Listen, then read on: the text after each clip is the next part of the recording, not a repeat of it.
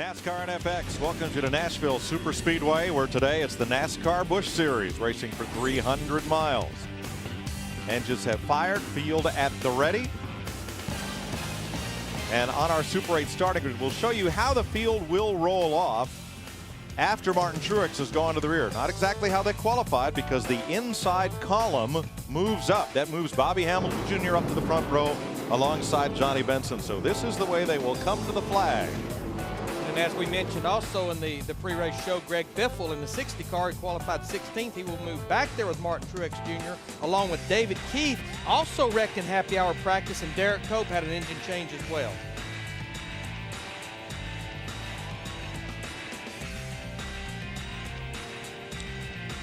We're on a hurry-up start because of bands of heavy showers heading this way. So here's our Bombardier ATV weather.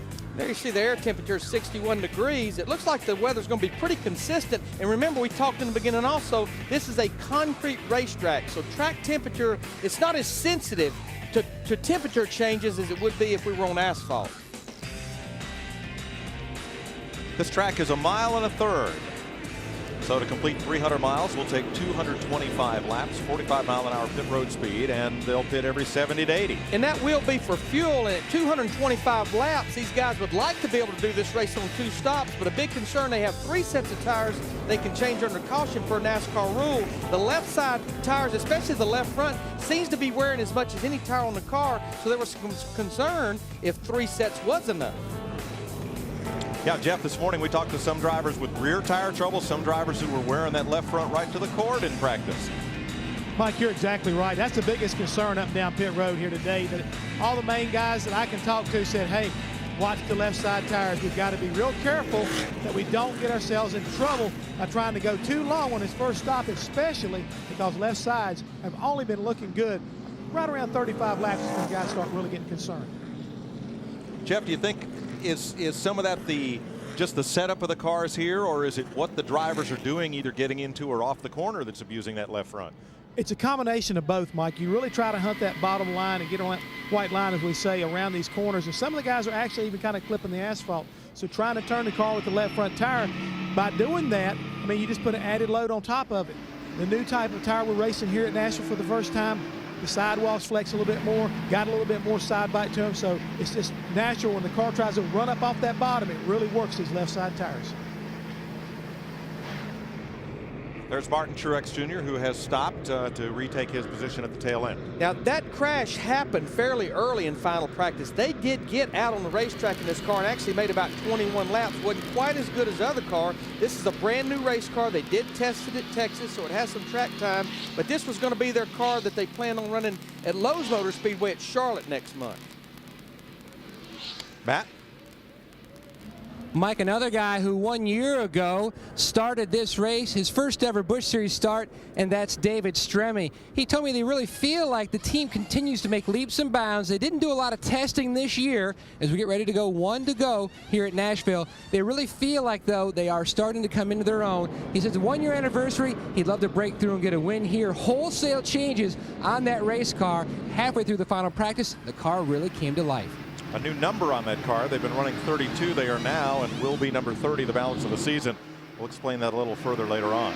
You know, Mike, you talk about the setup here. I mean, this is a 1.3 mile racetrack with 22 degrees of banking. They're trying to run around here at an average well over 160 miles an hour. The racetrack almost wasn't designed for those speeds, so that's why I think it's such a fine line as far as the setup of these cars. And where we see a lot of cars get in trouble, it's like a very narrow area to enter these corners at that fast. If you miss your mark by half a car length, you're in trouble the rest of the corner. Field in the backstretch. Lights are out atop the Toyota Camry that serves as the safety car here. And we get set to go for 300 miles on FX. Next week, Saturday, NASCAR Craftsman Trucks at Martinsville on Speed Channel. And Sunday, we're back on Fox with Nextel Cup racing for you from the half mile at Martinsville. DW will be in that truck race, making his debut here in the 2004 NASCAR Craftsman Truck Series. Tell you, Mike, I look at that 25 car that will now start on the pole, Bobby Hamilton Jr. A lot of fingers in the garage area this morning pointing toward that car, say, if we beat him, we'll probably win this race. Pace cars in, and under threatening skies and a cool spring day just outside Nashville, Tennessee. Green flag, and we're racing. Johnny Benson in the one car, he would like to get to the inside groove there in front of Johnny Sauter in the 27, but I don't believe he's going to be able to win the drag race. And there you're going to see, he probably won't get as much grip in that second groove. Sauter will probably win the race off turn 2. 3 wide as they came through 1 and 2 back in midfield as drivers scramble for position, and the driver who made it 3 wide was Truex. Wow. He knows he wants to make up as much ground as he can here in early laps, because the more he has to fight with those cars back there, Mike, the leaders are just going to be getting further and further away. He and Ron Hornaday both working the outside early. Drivers this morning said there's no outside groove here, no outside groove. As one car toward the back slips up, and then we'll find a place in line. But there is, right away. Everybody is looking for the outside, and they're making it work. They're passing. And we did have an ARCA race here last night, which probably helped rubber in that second groove even a little bit more. Casey Kane battling Stacy Compton in the 59. That's for 5th place. Right with him, Mike Bliss in the 20, and Kyle Busch, last year's ARCA winner here, in the 5. As you heard Casey Kane in his interview with Matt Yoakum, talked about a lot of changes on that race car this morning. When you make that many changes to a car, as we see still Stacy Compton and Mike Bliss side by side, you know, that driver has to go out there with confidence that they've made the right moves with this race car to start this race.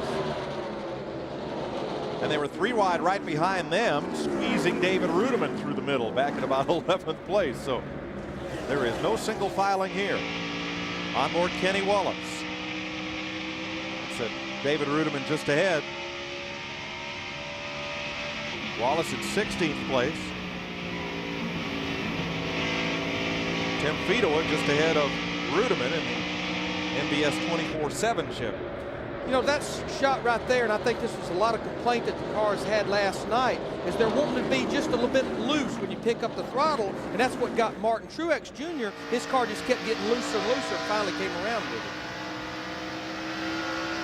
David Stremme just ahead of Jason Leffler, 9th place, 10th place or something. 10th place. Saw them running right there with Robbie Gordon in the 55 car. Robbie started this season out, didn't really plan on running all the races, didn't plan on coming here, but he's found himself 5th in the points. With the next Cup season he's having, hey, this gives him confidence that he's still in this points battle in this Busch Series.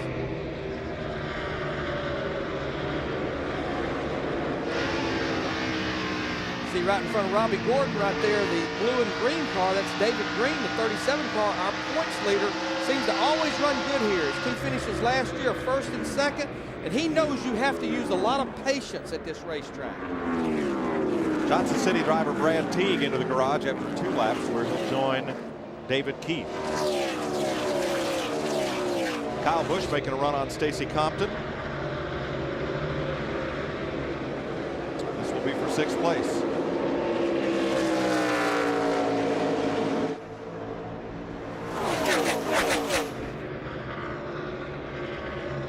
Martin Truex moving up underneath J.J. Yaley up to 32nd after starting 39th. And I know those guys are very disappointed to lose that race car, especially after going out and sitting on the pole. And they were so fast in happy hour. And I think, as we talked in opening, their biggest fear was starting at the back of the pack and working their way up through traffic, as he's having to do right now, as he's going to make it 3 wide midway through the backstretch. But I think when you've got a caliber like Dale Earnhardt Incorporated and Chance 3 Motorsports, I mean, you know they've got just as good a race car as a backup as they did for primary.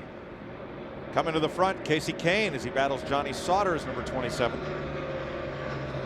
3rd place.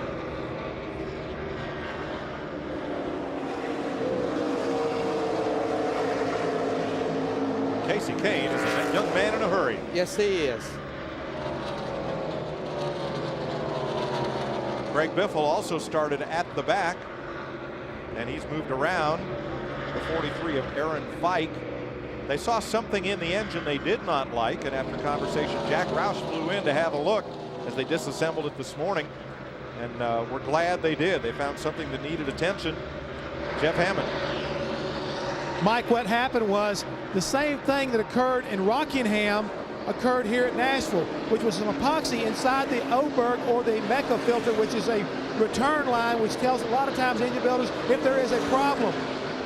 The engine builder decided, yes, there was a problem. They extracted the engine, took the oil pan off, and found the culprit inside of it, which led them to believe that the problem they had at Rockingham, which was a broken rod, was created by this part floating around inside the oil pan, not a connecting rod failure. So Jack Rouse was here today when that occurred. He was very happy they found the problem along with Greg Biffle, because Biffle said, I can't win a championship if I can't finish a race. Yeah, the motor was running fine up to the point they put it in the garage area, but they had that filter they checked and they found that epoxy in there that knew that was a bad sign. And it was a great heads-up call, because otherwise Biffle would likely not last the day.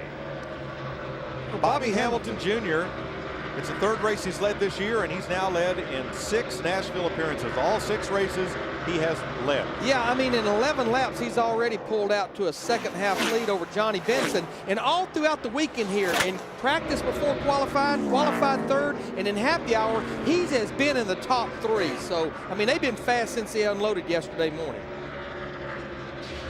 12 laps under the green flag. In the books now in Nashville, Bobby Hamilton Jr. out in front of Johnny Benson. Welcome back to Nashville, where 17 laps are complete in the Pepsi 300. Derek Cope and Stanton Barrett have gone to the garage. Johnny Sauter in the 27 car, he was running up in the top 3 or 4. It's like he lost it over in turn 1 and 2. And it's taken him the whole length of the backstretch just to gather back up. He's going to fall way back and lose several positions. Yeah, last lap by, he was 4th. And now Sauter comes across the line, and he has slipped to 9th, so it cost him 5 spots, Larry.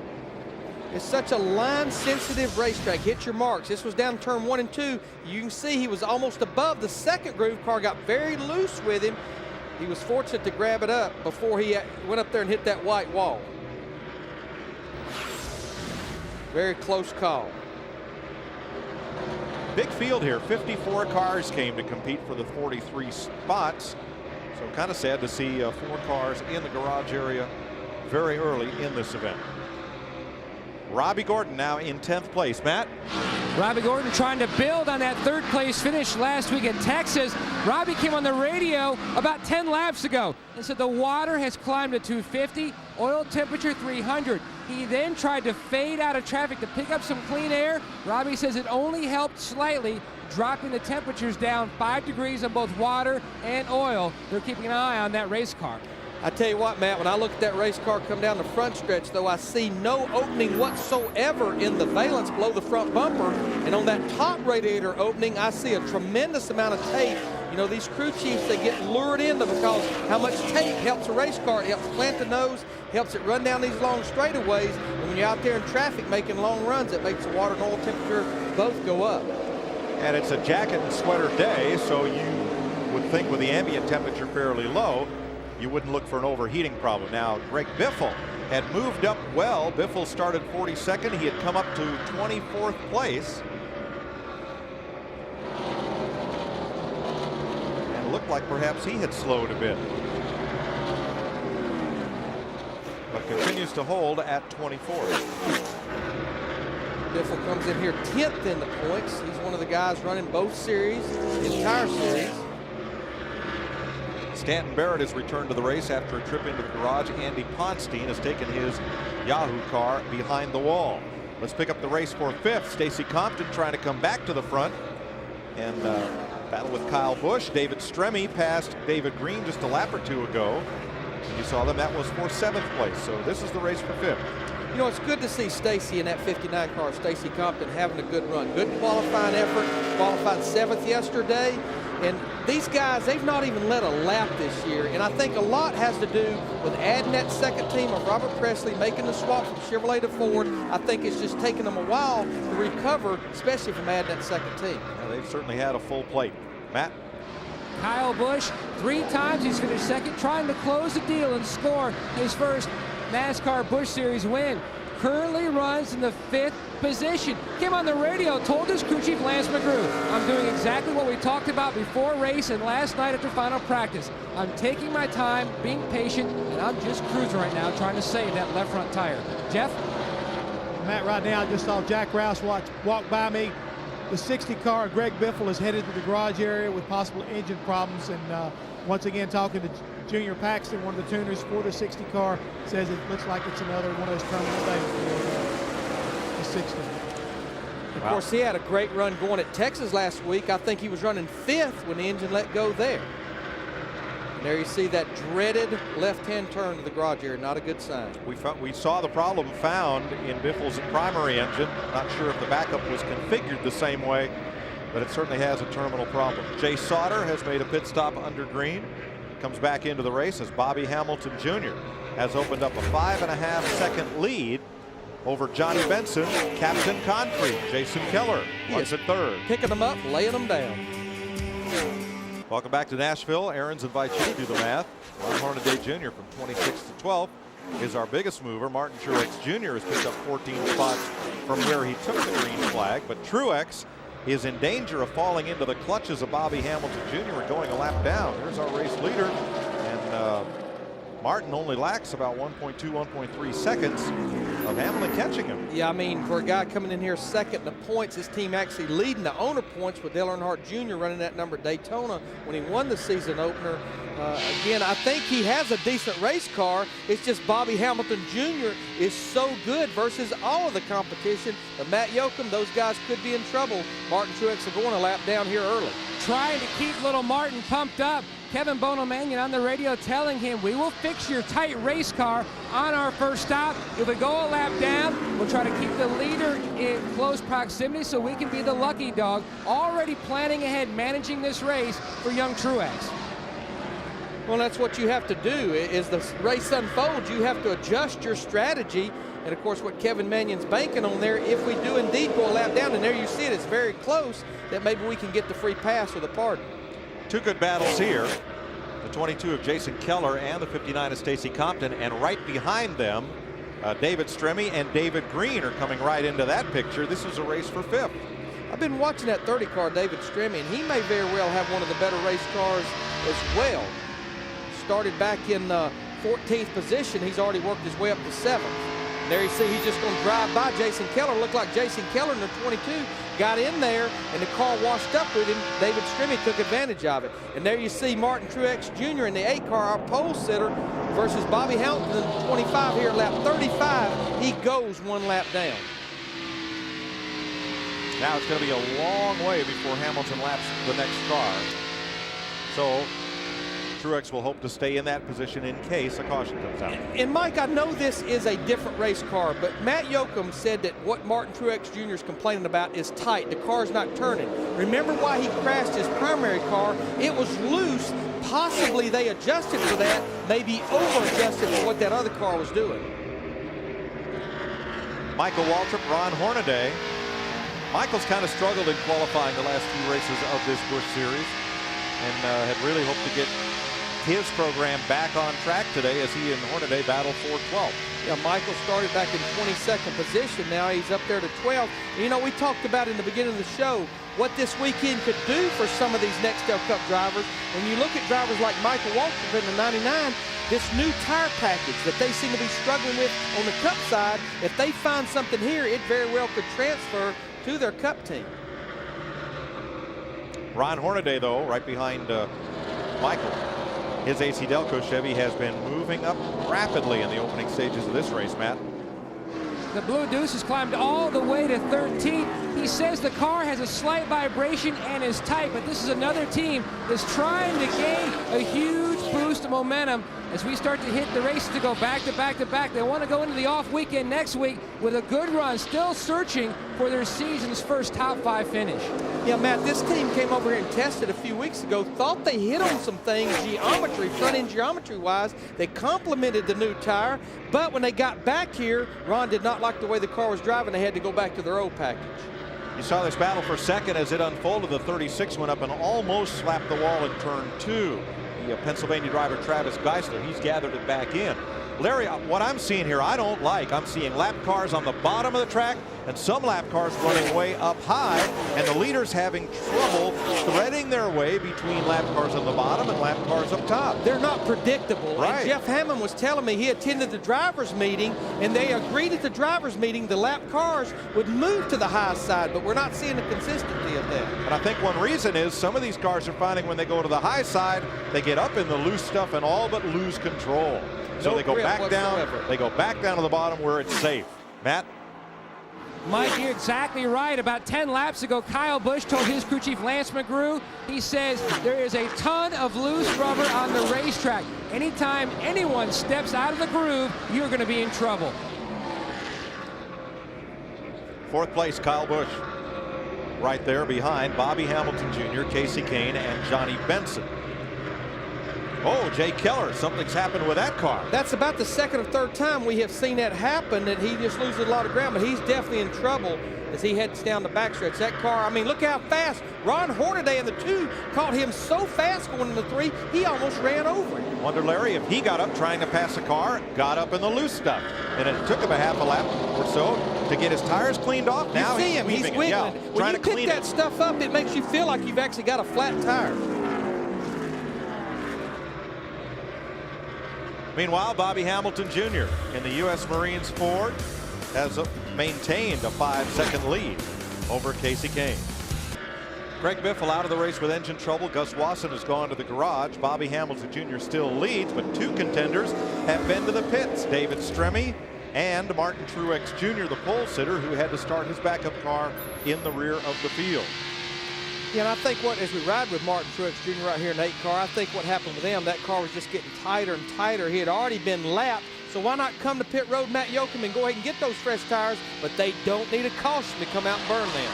Larry Mack, a number of adjustments, track bar, wedge, and air pressure to try to free up Martin Truex's race car. We've seen it a number of times this year. In fact, Moody Barker told me this morning he does not want to pit any sooner than he absolutely has. He doesn't really want a short pit like we've seen this year because so many guys have been bitten by it with a caution right after. Truex is now 2 laps down. Randy McDonald is in the pits, and Andy Ponstein returns to the race after some time in the garage.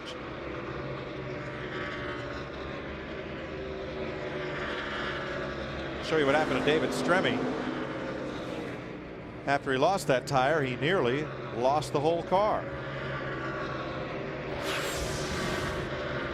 There you see the right front down, and the big concern was trying to get the pit road, still not lose a lot of time here under green, and that right front not come apart and tear that right front fender up. And he was running in the top 10. Now he's back in 29th position, 2 laps down as well.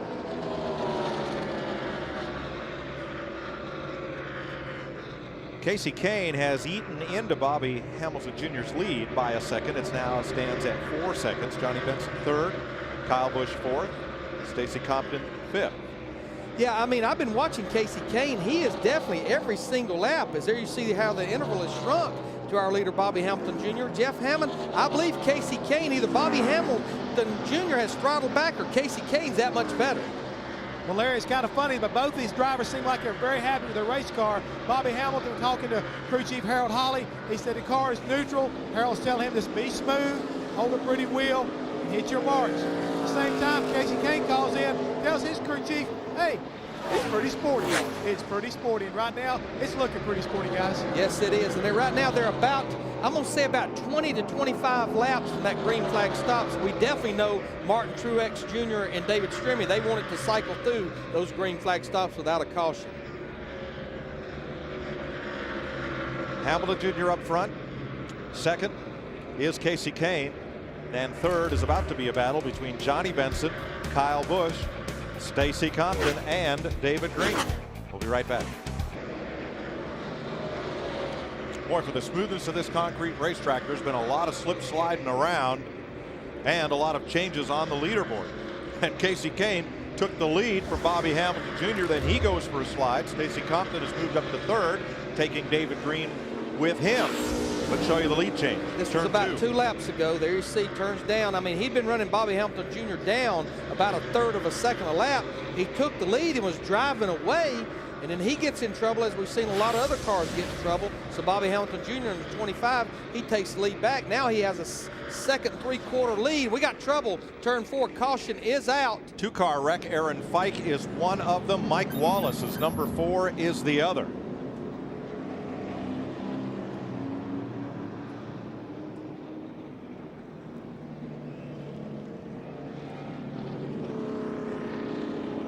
The left front on Fike's car, minus all of its sheet metal. The Ollie's Bargain Outlet Dodge. They're going to have a few remnants from Monday's sale. And trouble on the Geico car as Mike Wallace gets on the horn to a claims adjuster. We'll be back to Nashville after this. Both Aaron Fike and Mike Wallace are okay. Walk to the ambulance under their own power. Pit stops, Jeff Hammond. Well, right now, the 25 car, Bobby Hamilton, has already changed. Right side tire is going to freeze car up just a little bit, and they're down and away. While Casey Kane, almost a near one right there on pit road. Down to you, Matt. Point leader David Green in, service almost complete. A little bit of trouble on the left front. Crew Chief Jason Ratcliffe with the lugs, trying to get the lugs on. Losing a lot of time. He's down and away. Slight air pressure adjustment. He was tight. I tell you what, a good stop for Stacy Compton, that 59 car. They came in third, went out third. It's one of those days when everything's going good, it all goes good. This could be their day. First caution of the day for Mike Wallace and Aaron Fike. They are okay after crashing in turn number 4. Welcome back to Nashville. Bobby Hamilton Jr. remains the leader after caution flag pit stops, but exiting his pit, Hamilton had 2 things to be concerned about. The first, as he's coming out of the pits and exiting, seems spinning the wheels, spinning the rear tires. This transition between concrete and asphalt, if you get this right rear out here on the asphalt with the left rear on concrete and they're still spinning, that's a good way to break an axle or rear end. Yes, it is. And then the other close call right here is you see him exit the pits. You're going to see Casey Atwood in the 14 car go into his pits. A very near miss for our leader. Is that Bobby Hamilton Jr.'s fault? Absolutely not. It's normally on the spotter's shoulders, Jeff Hammond, to talk him in and out of those pits. It really is, Larry. And I was watching Harold Holley at that time because I was down there very close. Could not believe how quickly he came out of the pits and cut right up in front of almost the 14, in behind the 14 car, as close as you'd want to get to having a really bad wreck here on the pit road. Ashton Lewis Jr. will get the free pass and be back on the lead lap. Did I mention Derek Cope has come back into the race after a long stay in the garage area. Next weekend, NASCAR on Fox returns. Speed Channel is your home for Bud Pole qualifying, 3 p.m. Friday Eastern Time. Then on Saturday, right here on FX, NASCAR Nextel Cup practice, 11 a.m. Eastern Time. Then switch over to Speed Channel for the Kroger 250. And next Sunday on Fox Sports Net, NASCAR This Morning. Get your motor running at 11 a.m.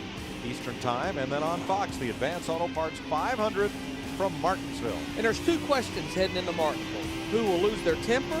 And can Jeff Gordon accomplish the same thing that Kurt Busch accomplished at Bristol? Can he get that 3rd win in a row at that short track? Oh, there's a 3rd big question.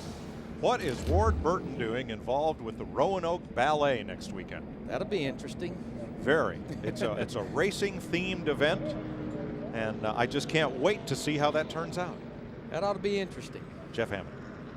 Mike, you talking about the ballet. Well, a pretty good ballet goes on down here on pit road with these pit crews, and a lot of times the timing can be thrown off if you happen to have to remove one of the team members. Well, earlier today, the right rear tire carrier, Tim Bowers, had to go to the hospital because of a stomach flu. Well, Casey's brother, Cale, is now carrying on the 38 car today. It is actually his first time across the wall in a pretty important situation, and we're able to get the 38 car out in 2nd position. So pretty interesting charge right now for this young man in such a very pressure situation. Yeah, I mean, that would be like going to a football game with an offensive line and all of a sudden at the last minute putting a guard or a tackle in there that has not even practiced with that line. That's about what it would be like. I'll show you what happened to Casey earlier after he had taken the lead. Then he comes up on David Starr. He's going to go to the outside. Whoops. Yeah, I mean, he was going to try to go by the lap car of David Starr. Looked like David Starr may have had a tire going down. You saw how much he was bottoming out, and he just got too far up out of the groove, and there you see he lost the lead as well as a lot of other positions to some lap cars. The reason for the length of this caution, cleanup did not take that long in turn 4, but they have taken the jet blowers and blown the entire racetrack to try to get some of the dust and debris, and especially the worms, the rubber that comes off of the tread of these tires as they wear. Sometimes they're in little pellets, sometimes they're in these long worms that then adhere to the tires if you get up too high, and that car's not going to stick. It's going to slip and slide. And we're looking at David Ruderman right there driving the 87 car, Joe Nemechek's car. We need to mention while we were at break before the caution a while ago that he had a flat left front. He had to come to pit road, so he's sitting there 2 laps down. So he's going to try to outrun Bobby Hamilton Jr. here in the beginning, which is going to be tough to try to get one of those 2 laps back, as we're going to go back racing. Green flag for the restart. Hamilton wastes no time in slicing to the bottom of the racetrack.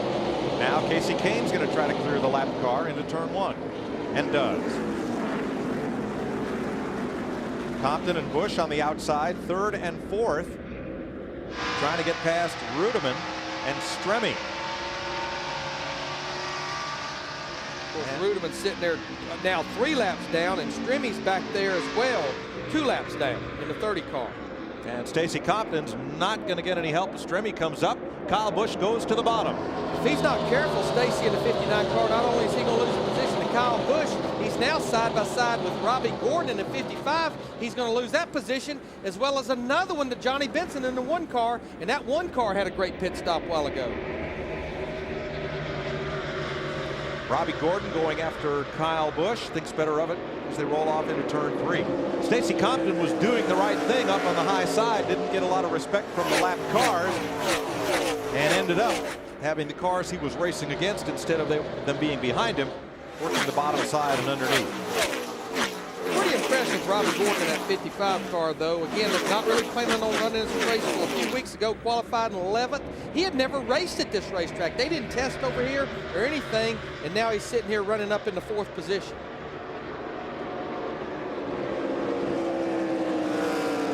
Kyle Busch goes under Stremme. That's not for position, as Stremme is a couple laps down. And here comes Robbie Gordon and Benson.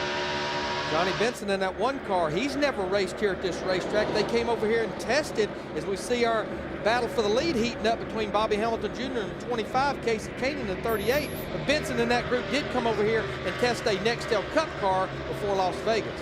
4th place side by side, Benson under Robbie Gordon completes the pass as Casey Kane draws a bead. You see Benson has made the pass just before the corner, but he's going to have a way to go to catch these 2 leaders.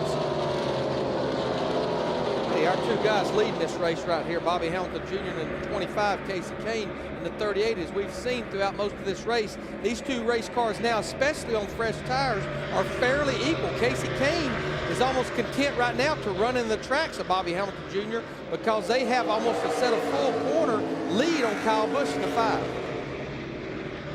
Right at 2 seconds.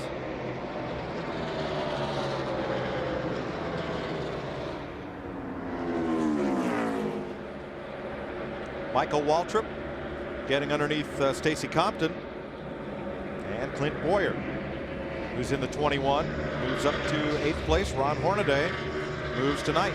And we have a battle for the lead, a change for the lead. It's like Bobby Hamilton Jr. in the 25 did not get off turn 2 very good, and he just went ahead and yielded the lead to Casey Kane in the 38, so Casey will lead this lap.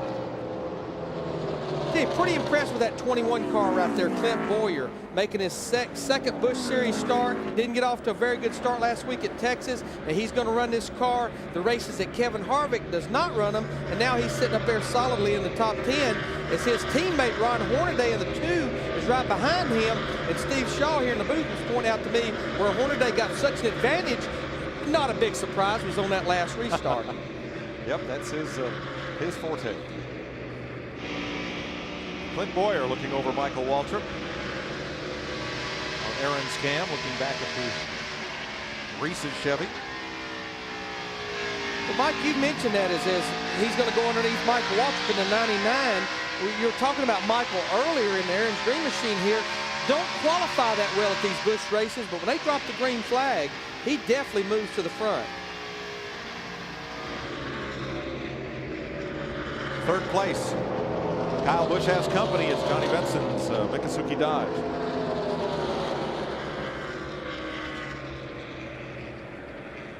You know, we talk about hometown heroes. Bobby Hamilton Jr.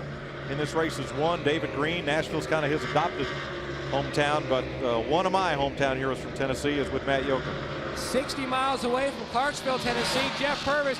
Glad to see you back at the racetrack, Jeff. Thank you, man. Glad to be here.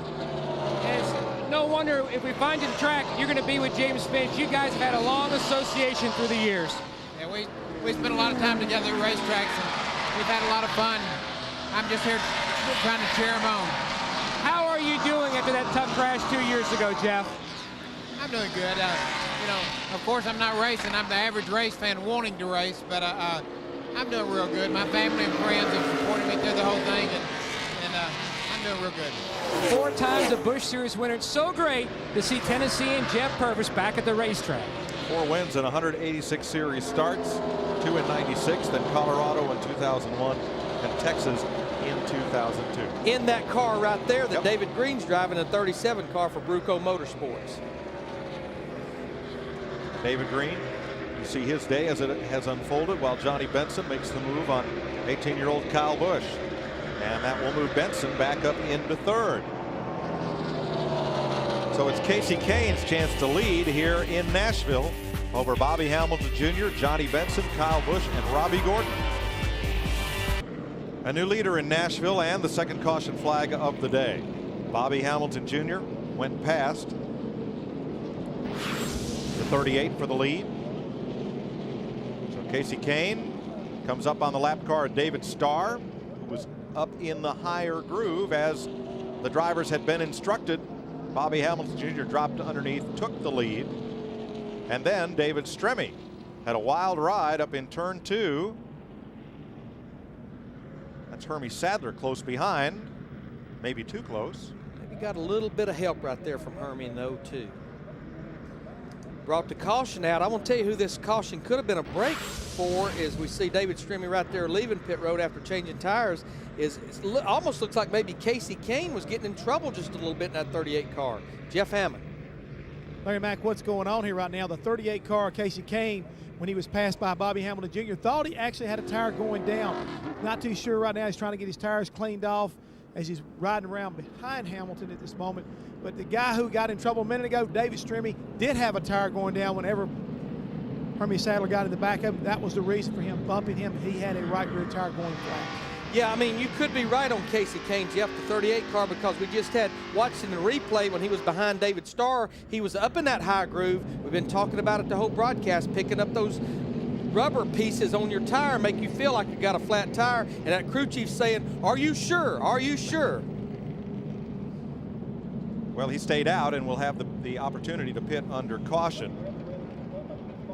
Not exactly sure if there was contact between Sadler and the 30. There was no damage to the back of Stremme's car to indicate contact. And if there was, I think the reason it would have been is because Hermie Sadler caught him so fast with him having a tire going down. And I tell you, this is where it can be kind of mind-boggling for the crew chiefs right now, is we've got 142 laps to go. Remember, they've already used 1 set of tires, so you only have 2 sets to go, and we've run about 20 laps. I'm going to say cars maybe, as we've got 19 cars on the lead lap, cars at the back of those cars may come in for 4 tires, but we may see some of our leaders stay out, and I believe that's exactly what's happening, except Casey Kane in the 38 car. He is going to be one of the few leaders that peels off, and a lot of these other cars are staying out.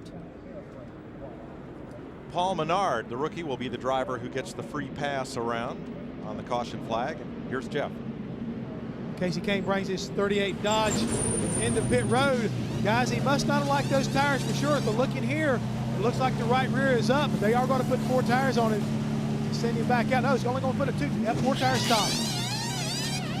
No adjustments to the car. He says the car feels great.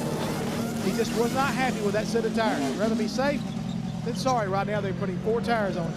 He's away. But that pretty much paints him in a box. And in those 140 laps to go, roughly, he only has 1 set of tires that he can put on under caution. All he wants under green.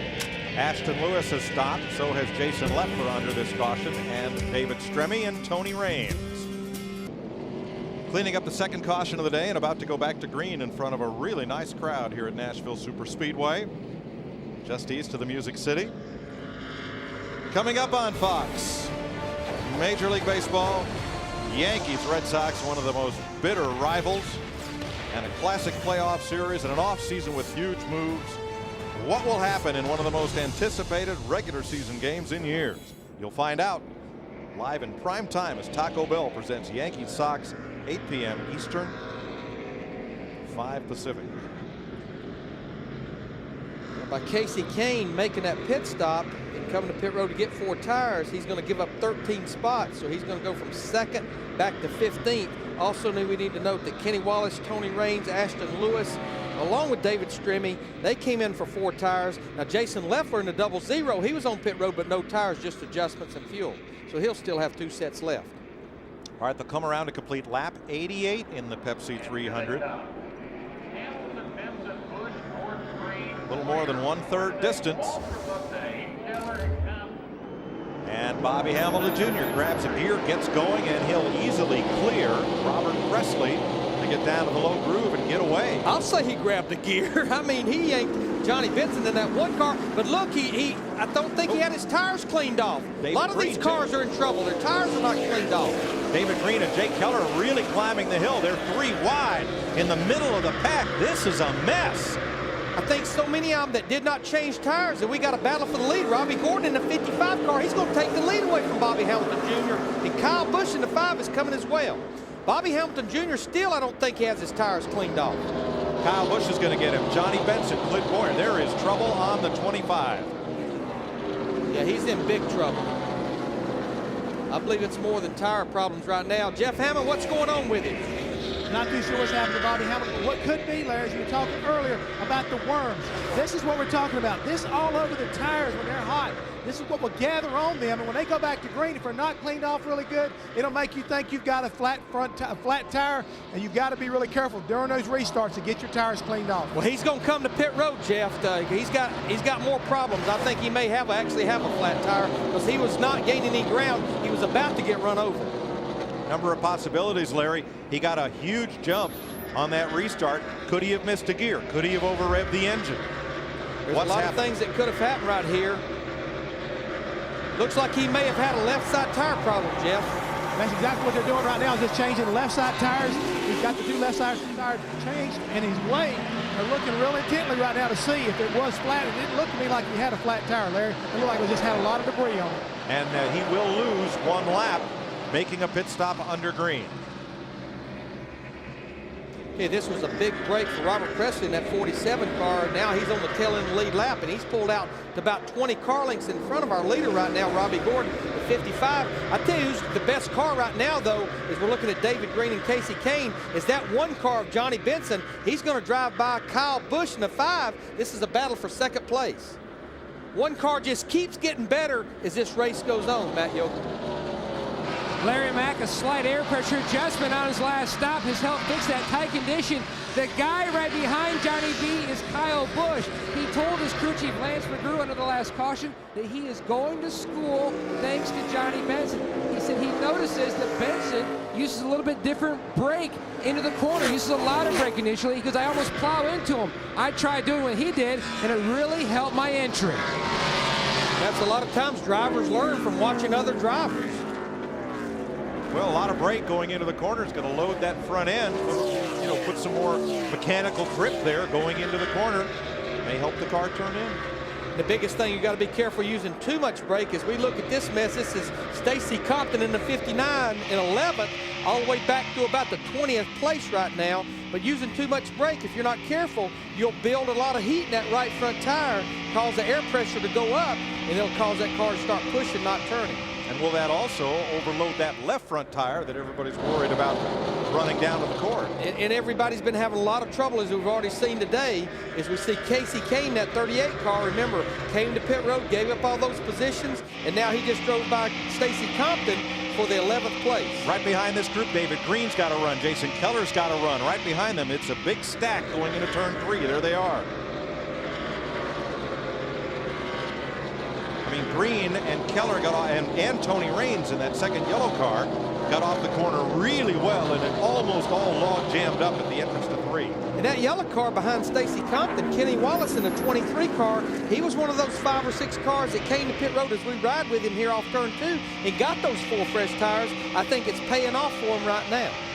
Kenny Wallace is 13 for the lead. Johnny Benson has caught Robbie Gordon.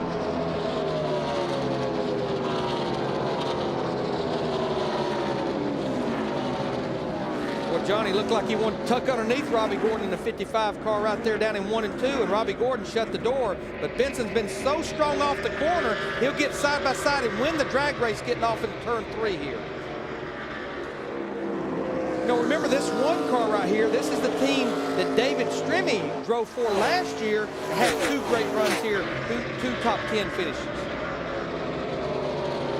So Benson to the lead. Meanwhile, Kenny Wallace coming off turn 4 is under a lot of pressure, and he's going to lose 2, maybe 3 spots. Ashton Lewis, Jason Keller, and then he gets in line just in front of David Green, but Green drops to the bottom, and David Green's going to pass Kenny. This is for 14th. Here comes Tony Raines. And Tony in the 74, that was another one of the cars that got 4 fresh tires a few laps ago. Tony, of course, in this car for the rest of the year. Damon Lusk running the first 4 or 5 races. Tony got in the car at Bristol, and he will be in it for the rest of the year. Bobby Hamilton Jr. back on track. Jeff Hammond, what was the problem? After looking at the left side tires, Mike, they couldn't find any kind of problem with the pressures. Both tires up, a lot of debris on them. Was nothing said for a while. Harold Holly had got back on the radio and said, "You the man. You are the man. Don't worry about it. We can get this back. It happened to us a couple years ago. We'll get it back."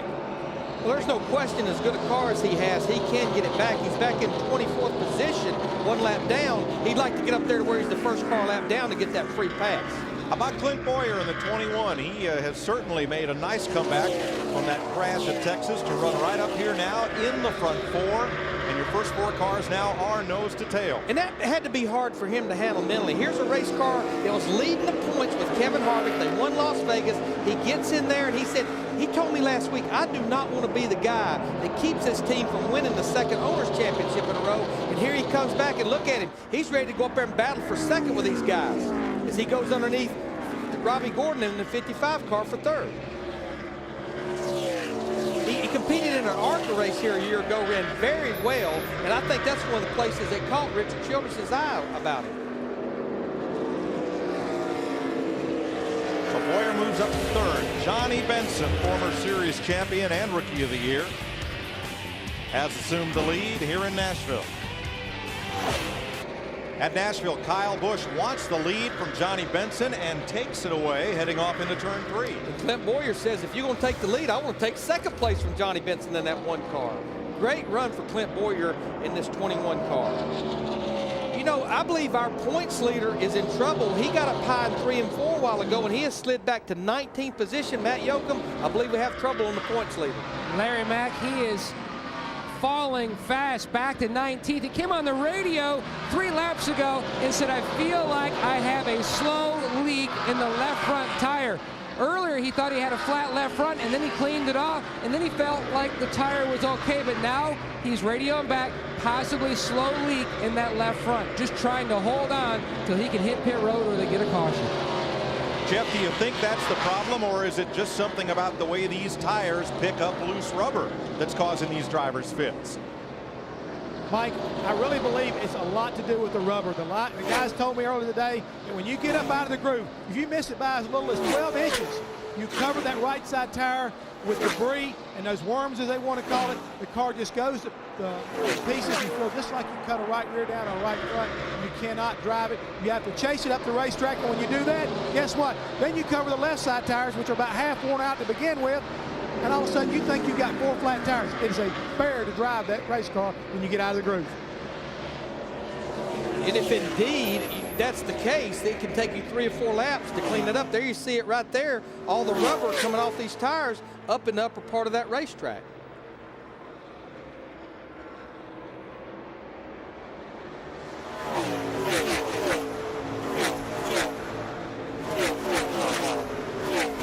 Kyle Busch, that 5 car, still car's getting pretty good the longer we go into this run right here. sat on the pole, won the ARCA race here last year. In fact, he led about 88 of the 120 laps of that race, I think, a year ago. And the car he won with a year ago won here last night in the ARCA series. Mike Bliss, Johnny Sauter, 7th place. And Casey Kane trying to climb back up through. Let's go up to 2nd place, where Johnny Benson has given that up to Clint Boyer. And Boyer now sets his sail on the lead. Johnny Benson actually just gave 3rd place up to Robbie Gordon in that 55 car as well. Comers and goers in Nashville. That's the way we always have it. Matt?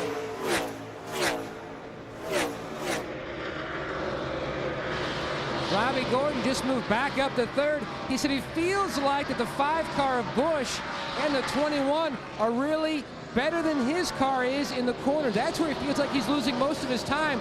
Earlier we told you he was running hot, both water and oil temperature. As the 21 car of Clint Boyer tries to take the lead on young Kyle Busch, the temperature has come down if they pulled that tape off, as he works for that lead again as they come down the front straightaway, Mike. Yeah, he's taking the lead away from Kyle Busch, and that opened the door for Robbie Gordon in the 55 car to try to get up there as well. But Kyle Busch in the 5 slammed the door, but look how loose he got right there coming off the corner. And that's allowed Benson to close back in and bring Ron Hornaday with him. We may see a 5-car fight for the lead here in a minute.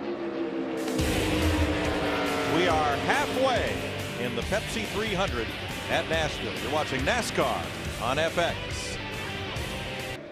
Welcome back to Nashville, where Clint Boyer has gone to the lead over Kyle Busch, Robbie Gordon, Ron Hornaday, and Johnny Benson. Trouble for Jason Keller, the Bear Creek Soups, number 22. He's going to make an unexpected stop on pit road. Yeah, he was one of the cars still on the lead lap. Looks like they're going to change 4 tires on this car, and he could not go the distance here by making this green flag stop because we still have 106 laps to go. Casey Kane, now remember, on that last restart, he came in on that last caution about lap 82, he came in and got 4 tires, unlike most of the leaders staying out. Now, he has worked his way from 17th back up to 8th position, but let's just talk about the predicament he has right here. We've got 106 laps to go. Remember, he only has 1 set of tires that he can put on under caution, so I would think as he's battling Johnny Sauter here in the 27, that'll be for 7th, he would want to see this thing make some long green runs, where if we do get a caution late in the race, he can use that 3rd and final set of tires, where everyone else, like Johnny Sauter in the 27, they have 2 more sets of tires to use. Yeah, Casey Kane would love to see each of those teams have to use a set, make a stop under green and cycle through. Ron Hornaday has been the big gainer of the day. Hornaday started back in 28th position. He has now come to 4th, and he keeps coming. It's under Hermie Sadler there, and carrying, and that's Stanton Barrett, and carrying Robert Presley along with him. Presley is now back 1 lap down once again. But I talked to Butch Hilton, Ron Hornaday's crew chief, this morning, and they were very disappointed in that qualifying effort. I talked about them coming over here and testing and thinking they hit on something with some geometry. They had to undo it all. They knew after yesterday they were very, very good in the final practice session. And I think this is a team that has just struggled finding that combination with this new tire, finding out what Ron's looking for in this new tire. David Starr slips up the racetrack, but like other drivers, he's able to hang on to it. Just barely. David's back in 32nd position right now, about 10 laps down. Really been struggling here in his 2nd Busch Series start, 2004. Jay Keller's unscheduled stop was for a flat right front tire, and he's back out. Rookie Clint Boyer. 2nd drive for Richard Childress. 1st one ended up in the fence in Texas. The 2nd one sees him in the lead here at Nashville. Welcome back to Nashville, where Clint Boyer leads in the Richard Childress Reese's number 21. Our Stacker 2 track fact shows that Boyer is running above the record pace for this race as he moves up to lap rookie Paul Menard. Kyle Busch is 2nd. Ron Hornaday has now moved to 3rd, passing Robbie Gordon. And here's the new 5th place car, Mike Bliss in the Rockwell Chevy. He got past Johnny Benson to move up in the field, but it wasn't pretty. Coming off turn 4. It's like Mike Bliss just come off the corner there, and the car just drifts up just a little bit of damage to the left side of Johnny Benson's car, a little bit of damage to the right side. But Matt, I don't know that damage will hurt that race car. Well, Larry Mack, earlier in the show, we documented Jason Keller's concrete success, a guy who was a big part of that success. Steve Addington, Mike Bliss's crew chief, they made significant adjustments to this race car on their first stop back on lap 61.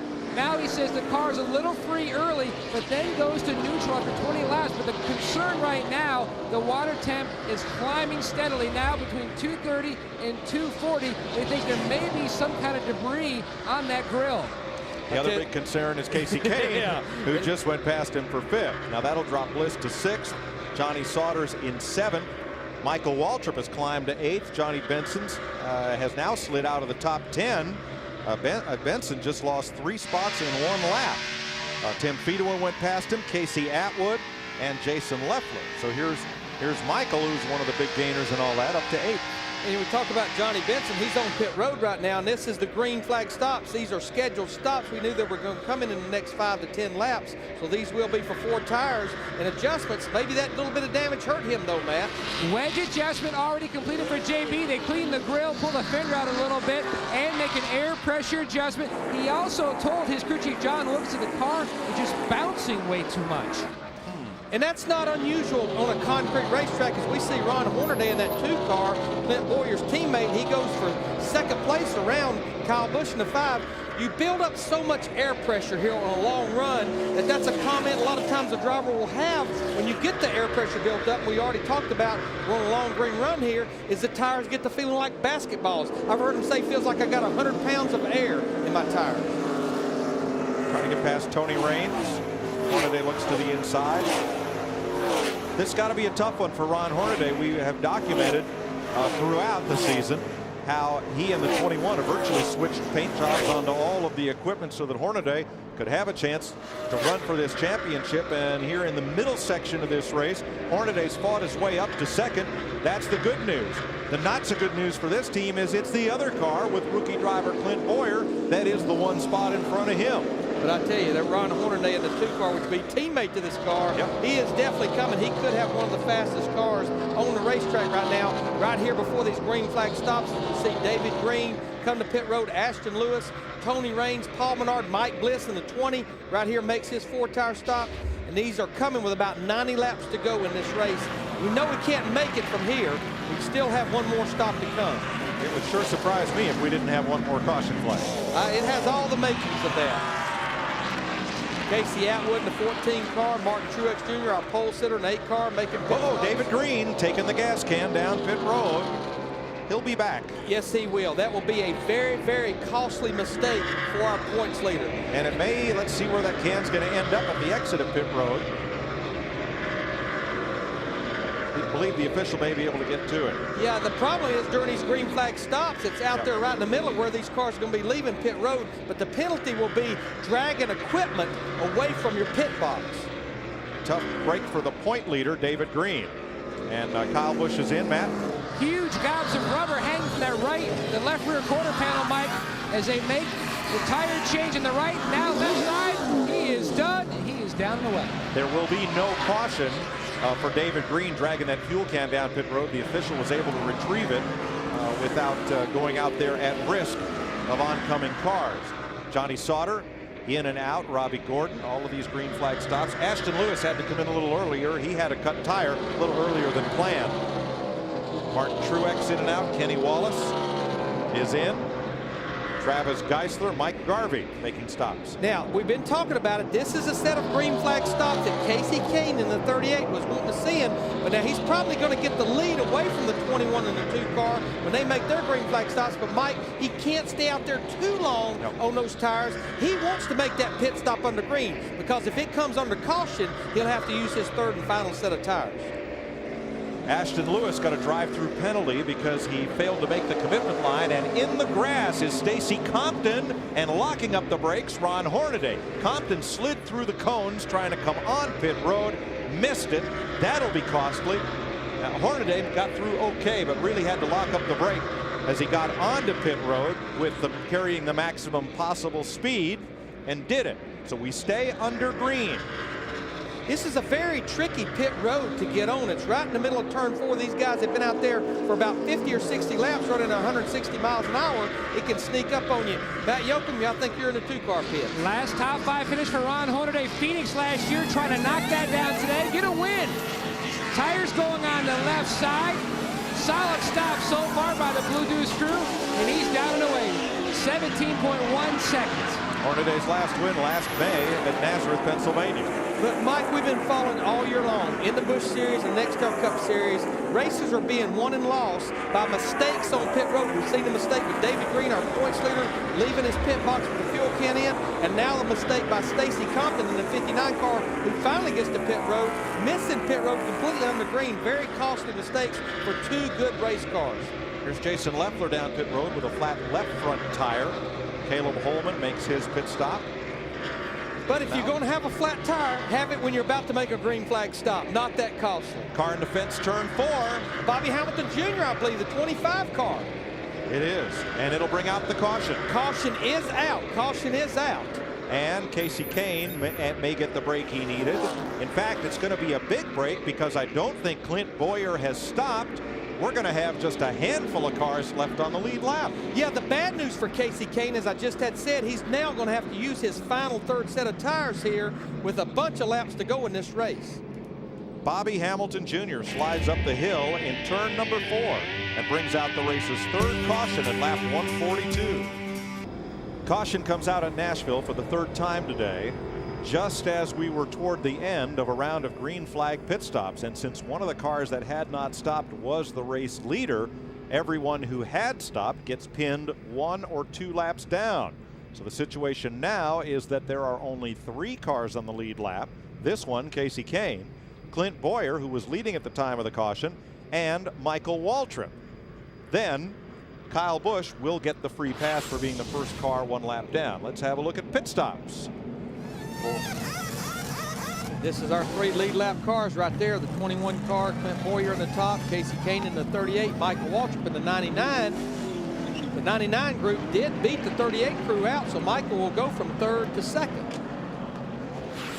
The driver who probably came out on the worst end of it, other than Hamilton, who brought up the caution, will be Ron Hornaday, who will be one of those cars a lap down. Now, some of the drivers are electing not to pit, so they will line up at the tail end of the lead lap. Today's race is brought to you by Smooth Busch Beer and Easy Drinking Busch Light. Busch, proud sponsor of the NASCAR Busch Series. Matt? The 5-car Kyle Busch in, getting a set of sticker tires, no adjustments. Lance McGrew told the guys, we are in no rush. Just make sure you hit all the lugs, get them tight, just pack that fuel cell. Well, the race on the restart will be to see who can get back on the lead lap here in Nashville. That's when the plot thickens. Oh, yeah. Welcome back to Nashville. We're working the 3rd caution of the afternoon. Mike Joy with Larry McReynolds. Darrell Waltrip has the weekend off. Had a nice dinner with him in Franklin with he and Stevie last evening. But Bobby Hamilton Jr., who's another of the hometown Nashville heroes, had a problem up in turn 4. You'll see him come in from the right side of the screen. Up there and into the wall. Jeff Hammond, what happened to Bobby Jr.? Mike, his days continue to get kind of bad as far as Bobby Hamilton's concerned. A right rear tire going down forced Bobby up the racetrack, and he brushed the wall with the right front also. But fortunately for he and well as crew chief Harold Holly, the car is not done for the day. They worked on it, brought it back down pit road several times, had to put a bungee cord to help hold the left side and the right side tailpipes up because they would have been broken loose. But they feel like, hey, we can still get a good finish out of the day and keep it close, according to Harold Holly. Always trying to pump his driver up. And another crew chief down there on pit road that doesn't need to pump his driver up happens to be Ricky Byers, who's the crew chief on the 21 car, our leader, Clint Boyer. His guys came down pit road, ripped off 1 fantastic pit stop. But more importantly, Larry Mack, when they took all 4 of these tires off, they really look good. So they've got a lot of confidence right now in this young man driving the 21 car. Yeah, I mean, that's a sign of a good handling car. But remember now, he has to show some patience with only 4 cars on the lead lap. He's going to restart this race about halfway in the field. We continue to get emails and questions from fans that don't understand why the leader of the race restarts the middle of the pack. All of those cars in front of him made green flag pit stops. They were behind the leader. But when the leader elected to come to pit road, they go by the leader, so so it puts them on the tail end of the lead lap when this race restarts. And since they're not allowed to pass the pace car, they can't come all the way around for the restart. So that means Ron Hornaday, Robbie Gordon, and Johnny Sauter will be starting in the outside lane in front of the race leader when we go green. It's been a wild day on the concrete jungle here at Nashville Superspeedway. Bobby Hamilton Jr. dominated the early stage of the race. Casey Kane took the lead, slid up into marbles and lost it. Put Hamilton back out in front. Then he's shaking, trying to clean off his tires. Couldn't do it. The field streams by him, takes him out of contention. Kyle Busch and Kurt Boyer, two rookies, run for the lead with Robbie Gordon in tow. Mike Bliss and Johnny Benson get together while discussing third place. And to bring out this caution, Bobby Hamilton Jr. gets up in the wall in turn number 4. So rookie Clint Boyer is our leader, ahead of Casey Kane and Michael Waltrip. Speaking of Michael Waltrip, he just came to pit road for fuel only. I think I know why. Jeff Hammond, 75 laps to go, didn't give up a whole lot. He may can go the distance from here. You're exactly right, Larry Mack. You never say never, especially even in this division. From time to time, you got to look at how many different ways you can win a race. Well, right now, this team is looking, along with crew chief Jerry Baxter, how they can get Michael into victory lane, well, possibly on fuel mileage. So coming back down on pit road and topping his car off gives him a second chance to maybe get this race won a different way besides just being fast. Another thing, guys, you keep talking about how important it is for Clint Boyer to be patient. Well, they've got somebody upstairs, I believe it may be able to help him a little bit. He's a veteran Busch driver, as well as the son-in-law of Richard Childress. Mike Dillon is up spotting for him today, and they're hoping that Mike Dillon will be able to coach this young rookie into victory lane today. I'll tell you who else, as we look at the spotters right there. Yes, of course, the 21 Busch car when it first started running back in the late 90s, Mike Dillon was the driver for that car. But Casey Kane and David Green as well must think they can make it from here with about 74 laps to go, because now they come to pit road and top off with fuel. And again, Casey Kane, remember, we want to keep talking about this. If we get a caution in these last 74 laps, he has no tires that he can put on under caution. He has used all 3 sets. J.J. Yaley and Robert Presley also stopping to top off the tank. And here comes Bobby Hamilton Jr. back in for a little more remedial repair. Now, questionable on fuel is the number 5 of Kyle Busch. Matt? Lance McGrew talking to Kyle Busch on the radio.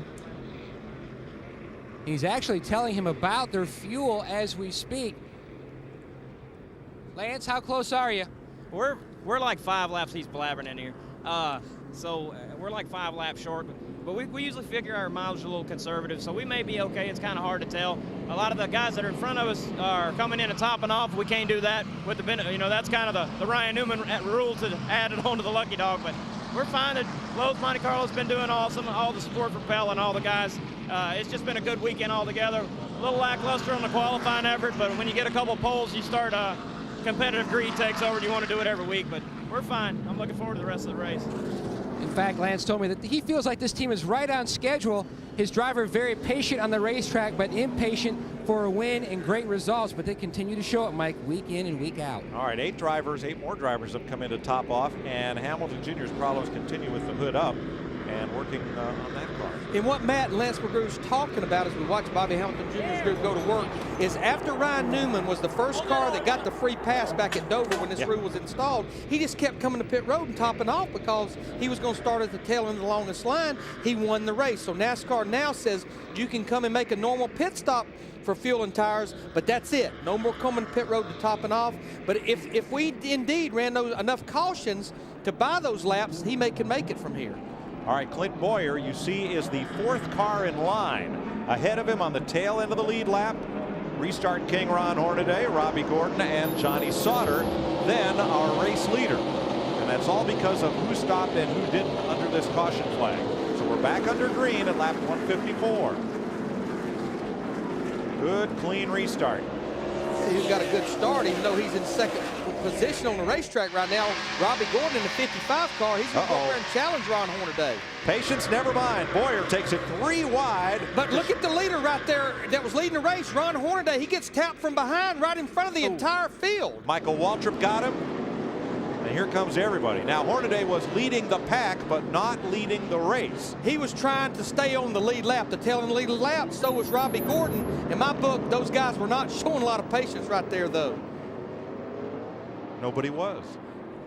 Now, Robbie Gordon at 55, he will get back on the lead lap because he was in front of the leader, but there you see all the damage to Michael Waltrip in the 99 car. He was running in the second position. Yeah, he got into Hornaday, whose car was spun and stopped. And the 10 car also has a lot of damage, Gus Wasson.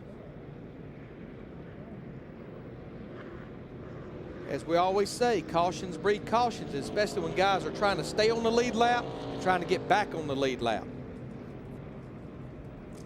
Wasson's able to get away with what looks like minimal damage. He replaced Jason Schuler for this weekend's race in the number 10. Michael Waltrip, after coming all the way up into the top 3, trouble on the left front because he could not avoid Hornaday. Let's see what happened here coming out of turn 4, Larry. Yeah, this should be right in the middle of turn 3 and 4 as they head off into the corner. Take a look at it right here.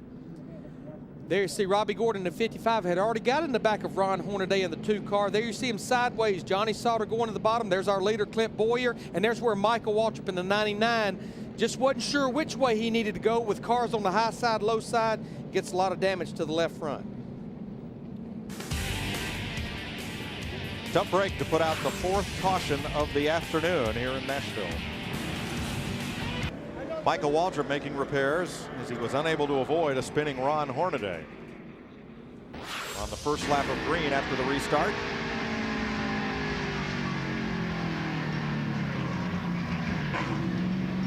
Clint Boyer, our leader in the 21, made it through. Michael Waltrip did not make it through, running in second. Here's the Taco Bell cam.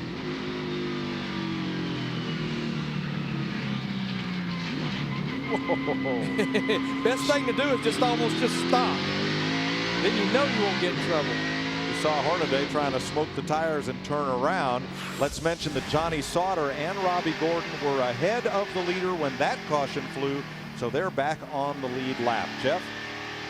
Guys down there in Michael Waltrip's pit, he came in, had pretty severe damage to that left front tire and fender area. But more importantly, NASCAR as well as Goodyear worked with the team to allow them to change the left front tire because if you remember, they were out of tires. They had no more new tires they could put on, so they had to get an approval. The damage to the left front was severe enough. They said change it for safety's sake. They put a new tire back on, and they've got Michael Waltrip back out on the racetrack. Yeah, Jeff, I talked to Brian Dehart, competition director for the Busch Series this morning to get an understanding about that. And what he told me is if the wheel is damaged, where they think it's a safety problem, they will let you change it, or if the tire is completely flat. What I was questioning was Casey Atwood last week at Texas spun and flat spotted the tires. Brian said that does not justify it. Has to be a wheel that's not safe or a tire that's completely flat. Then you can only change that particular tire. Now, as the field came around and got the caution, Kyle Busch's number was up on the black flag board. The reason was he was the free pass car on the last caution. He did not start at the tail end of the longest line, however. He may have been confused by cars making pit stops on the 1 to go signal. They came out behind him, but no matter. When you are the free pass car, you must restart at the tail end of the longest line. Doesn't matter how many cars pit on the last lap of caution. So if we can sort this out, Clint Boyer is still our leader, the 6th different driver to lead today. Casey Kane is 2nd. Kyle Busch came across 3rd. Johnny Sauter, Robbie Gordon, Michael Waltrip are the lead lap cars, and Johnny Benson gets the free pass. And what Johnny Benson in the 1 car has to be careful, since there's some cars behind him, that he gets behind those cars before the restart, or he'll be in jeopardy of the same problem that Kyle Busch in the 5 had. And that line of lapped cars is very, very long. Let's try it again. To begin lap 160 of 225 here in Nashville, rookie Clint Boyer, who leads in only his 2nd NASCAR Busch Series start, hauls him off toward turn 1 on the restart. Jason Keller in the 22 car now had a problem early. He's actually 2 laps down. He's trying to get one of his laps back. He's going to pull in front of our leader, Clint Boyer, to get back on the tail end of 1 lap down.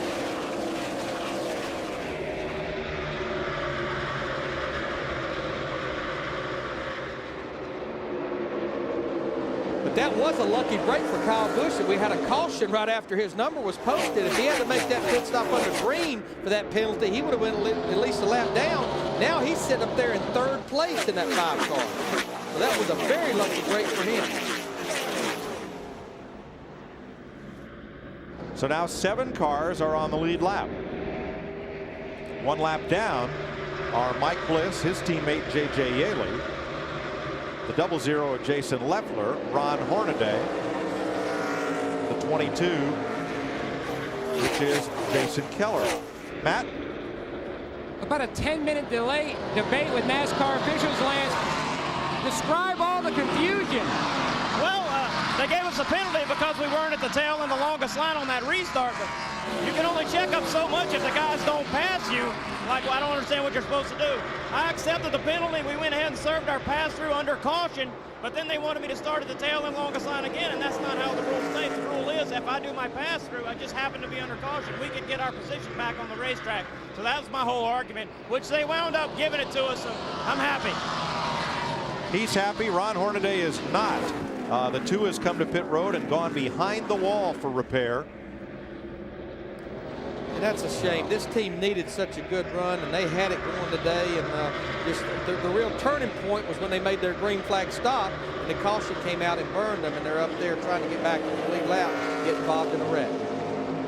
Leaders going by Tim Fedowa, who's in the NBS 24/7 car, that series, which documents the Busch Series drivers, some of them from checkered flag to green, what it's like for a week in the Busch Series. Robbie Gordon, that 55 car, remember, he just got back on lead lap, and he just drove by Johnny Sauter in the 27 car. That was for 4th position. And Robbie Gordon now sets its sights on Kyle Busch in that 5 car. Yeah, Sauter's car has faded a little bit after this last restart. And right now, the car right behind them, Mike Bliss, the red and white 20 car, he is 1 lap down. He would be the car that would love to see a caution right now. He would get his free pass. And here comes Sauter's teammate David Green once again today. The point leader trying to fight his way to the front. Green, the defending champion of this race. The bad news is he's 2 laps down, but the good news is he's in 12th place, which for being 2 laps down is not bad. Not at all. Ahead of him, one of the 1 lap down cars is Jason Leffler in 9th place. Matt? Maybe some good things are starting to happen for Leffler. He came on the radio and told Booty Barker, his crew chief, he said the wheel is just vibrating so bad it's vibrating out of my hands. He pitted. He had a worn out left front tire that was going flat. Restarted back at 11. He did pit, topped off. Booty Barker says they are good to go on fuel. Even though they are a lap down, they're going to try to play the waiting game fuel-wise to see if they can make it pay off. Sometimes that's the way you've got to play it. But when I go back up to Robbie Gordon now battling Kyle Busch, as we see a battle heating up for the lead between Clint Boyer and Casey Kane, here's Robbie Gordon in 55. One thing he has going for him right now is on that last caution, he came to pit road and got full fresh tires. So his tires is a little fresher than Kyle Busch in the 5, as well as our 2 guys leading the race. The fellow who's hanging on by his fingernails right now, though, is Jason Keller. On the restart, he got well out ahead of Clint Boyer, but the leaders are coming for Keller as they come off turn 4, and as Gordon battles Kurt Busch. This is the best battle on the racetrack, 3rd place.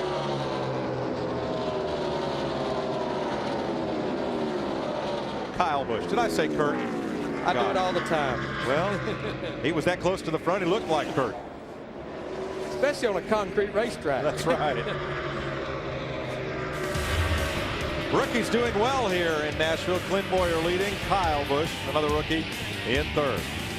Things have been busy here in Nashville. Clint Boyer is our leader at 172 laps over Casey Kane and Kyle Busch.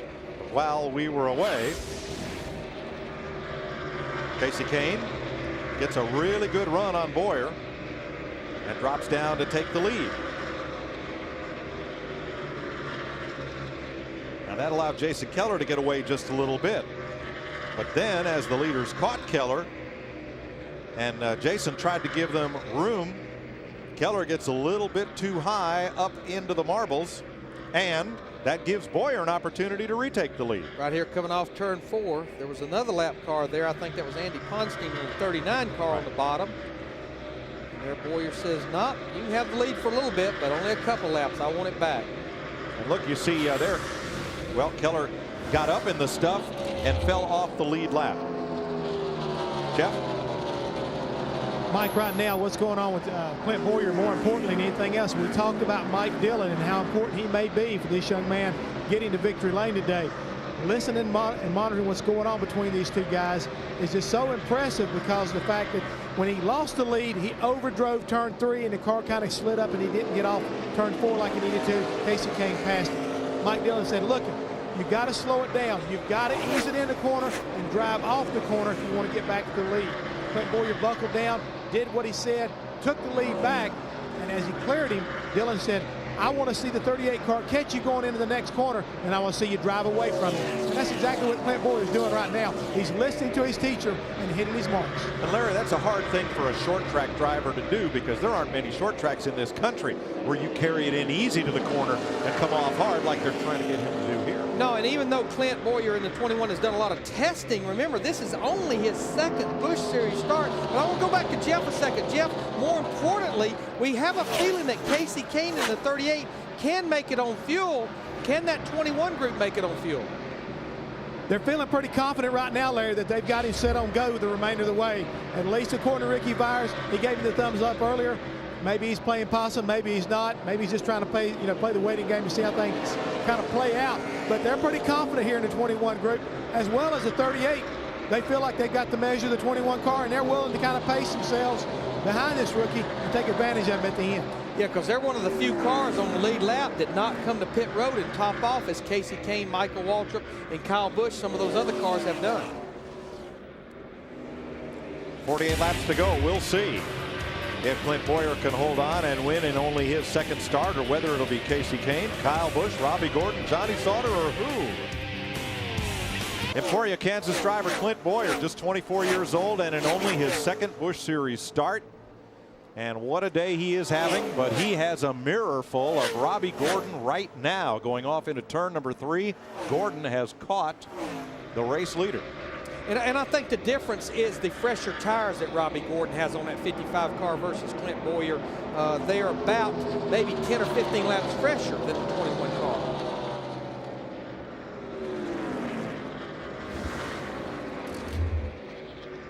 Robbie Gordon headhunting and looking low. Now Gordon also drives for Richard Childress, but that's on Sundays. Saturdays, Robbie Gordon drives this Fruit of the Loom 55, which he also owns. That Richard Childress supplies the engines for as well. And I think we about know when Robbie Gordon in the 55 car pitted that he can make it to the end. The question, can that 21 car go the 81 laps, which would include some cautions? Can he go that far on fuel should this stay green for about the next 40 laps? How about it, Matt? Mike, Robbie Gordon, two things he said on the radio. First, he says his car is tight again. The second thing, he said, I did not mean to get into Ron Hornaday at all. You mentioned about that they are corporate teammates at the RCR stable. He says, you guys just do not realize how much trouble I'm probably in when I get back to the big house on Monday. RC and I are probably going to have a meeting. But meanwhile, the 5 of Kurt Busch, he is fading. He said, my car just will not turn when I enter turn 1. And of course, Matt, what Robbie's talking about is when he got in the back of Ron Hornaday a while ago, both of them trying to get back on the lead lap. Ron Hornaday, the 2 car, is a Richard Childress car. Still hot for the lead. Robbie Gordon on the tail of Clint Boyer. So these are not teammates in the true sense of the world, but there is a lot of go-between between Robbie Gordon's Busch team and the Richard Childress team. And of course, if his car is tight, I think the reason he did just drive by the 21 car of Clint Boyer is when you get behind the car, you lose all the front downforce, just makes the car push worse, won't turn. We'll keep an eye on this, but fuel mileage may well be the determinant of the outcome here. Here's our rejuvenating moment of the race, brought to you by Just for Men hair color. More than a hair color, it's the Rejuvenator. It's that pit stop under caution for Casey Kane to top off for fuel. That rejuvenated his chance to win today.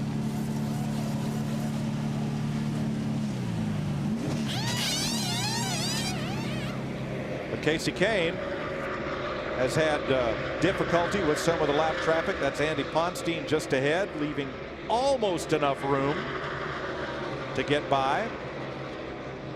Well, I'm getting a message right now that NASCAR is finally saying the 39 car, Andy Ponstein, is too slow to take him off the racetrack. And you know, I know these guys are trying to make a living, but for Pete's sake, you're 40 laps down and you're racing the guy that's in second place. That's ridiculous. Was he racing him or trying to find a place just trying to hide? get out of the way. Right. Clint Boyer and Robbie Gordon driving around like they're welded together with a tow bar here at Nashville. 30 laps to go at Nashville Superspeedway. Clint Boyer would not be the first driver to win in his first or second start. 4 drivers won their first start in the series, but they were all accomplished Cup drivers at the time. Joe Ruttman, Ricky Rudd, Terry Labonte, and Dale Earnhardt in their first race in what is now called the Busch Series. However, the least number of starts before scoring a victory as a rookie, that record is held by Johnny Rumley and Scott Riggs. Rumley won Hickory in 1993. Riggs won here in Nashville in 2002, and in each case, it was their 7th start of their Busch Series career as rookie drivers. Clint Boyer is trying to win this in only his 2nd start. But Larry, the question is, could Robbie Gordon have passed him? And if so, why not? Yeah, I don't know, because he's actually, Mike, starting to fade just a little bit as Clint Boyer, our leader in the 21's, back in traffic. And these guys have almost a 6-second lead on 3rd place Kyle Busch.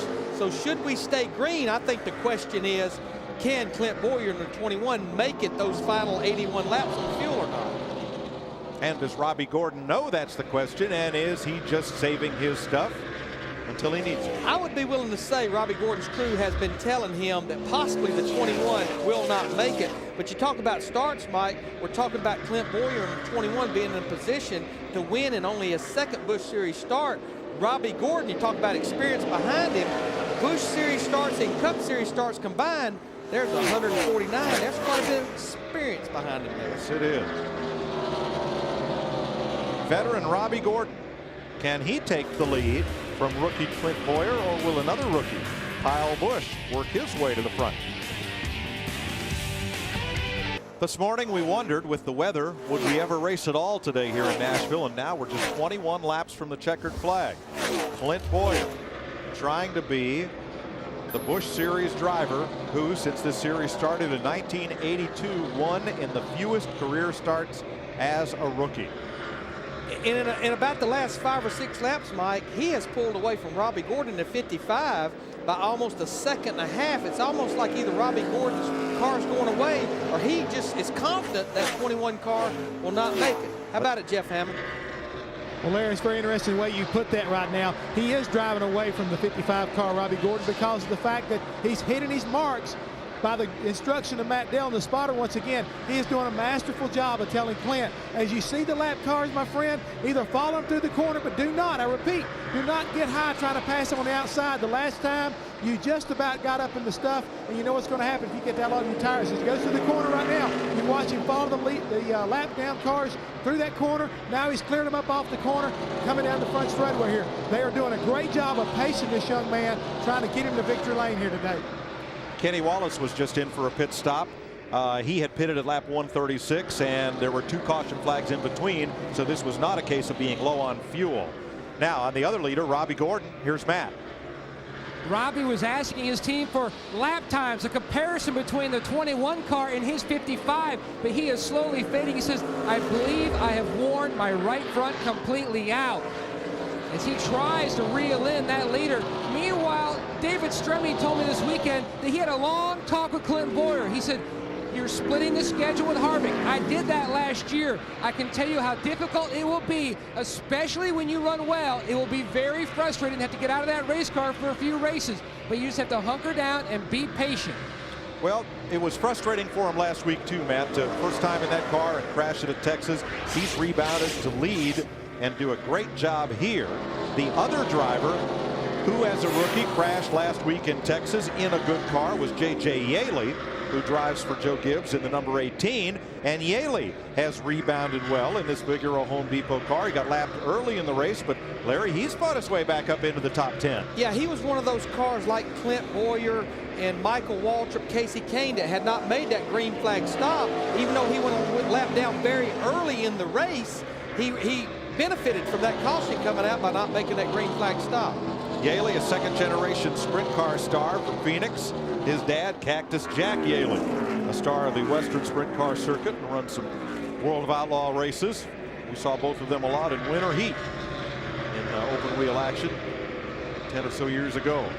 Doesn't seem like that long, but he's had a great career and a great rise like many open wheelers to stardom. And Robbie Gordon, let's not forget what a great road racer Robbie Gordon was, and open wheeler, including IndyCar driver, before he came over to NASCAR. And let's talk about his agenda right here with Mike as we have 15 laps to go. He comes in here 5th in the points. He don't like what he feels with that right front tire, but he has an 8-second lead on the 3rd place Kyle Busch, thinking that possibly the leader of the race right now, Clint Boyer, may run out of fuel. He just needs to baby this thing, and his crew chief, Bob Pimple, just needs to keep him posted where Kyle Busch is.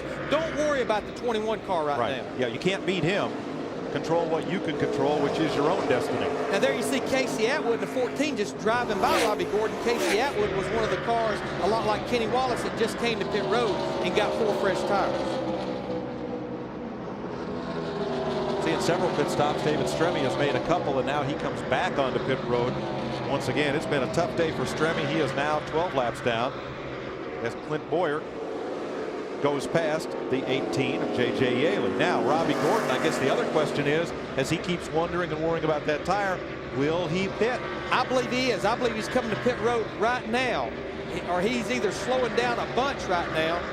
Yeah, he's in trouble. Look at him weaving back and forth. He's got a problem. And he decided not to come in, and that may cost him. There goes the right rear. It's gone. It took some of the fender with it. And there's the caution. There's the caution that Clint Boyer in the 21 probably did not want to see.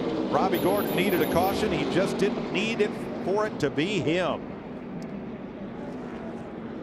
Now, with the inner liner, that car will still go around the racetrack, but he tore up a right rear. Now, I think, and again, it's hard to keep up with, so bear with me here. I don't think Robbie Gordon has any sets of tires left under caution. The only one he'll be able to change is that one tire that's in trouble.